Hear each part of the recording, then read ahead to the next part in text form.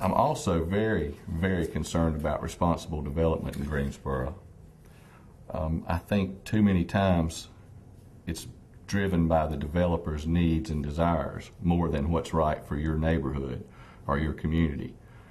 We have to really look at the traffic that's created by these developments. I recently spoke about Battleground North near Horsepen Creek Road. They just allowed a developer to build 288 apartment units across the street from a charter school adjacent to a shopping center, and this apartment development has one access point and no stoplight.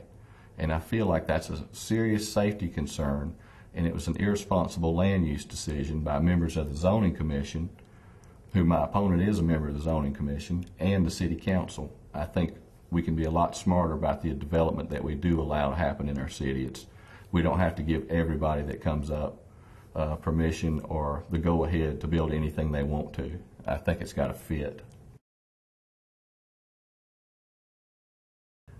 I think the older neighborhoods in Greensboro are under attack because some of them, the land values have far surpassed what the home value is. I know in the neighborhood I live in on Cornwallis Drive now, the land that my house is on is worth a lot more than my house.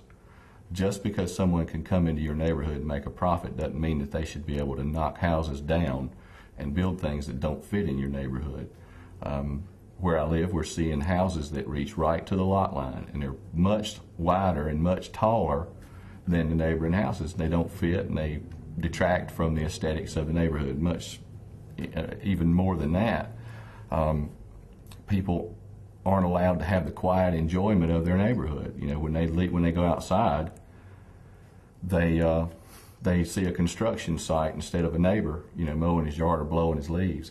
I face this myself, and I have some photographs of what my side yard looks like, and I'll prevent this from happening to you if you send me to City Council. I'd like to see standardized engineering in our planning department, and that will streamline the planning process. Currently, you can have two identical sites that have two totally different styles of engineering.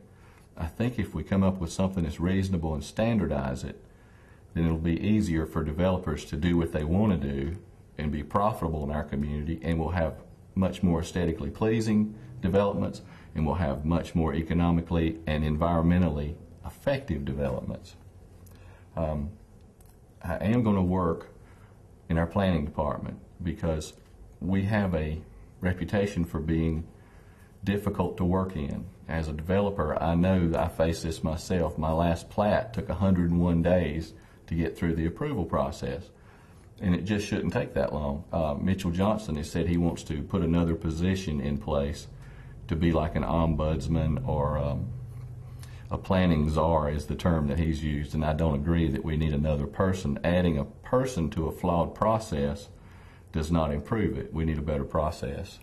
I hope you'll go to the polls November 6th, next Tuesday, and vote your conscience. Get informed. All the information's out there. Just go vote. And I hope you'll support Joe Wilson on November 6th for City Council District 3.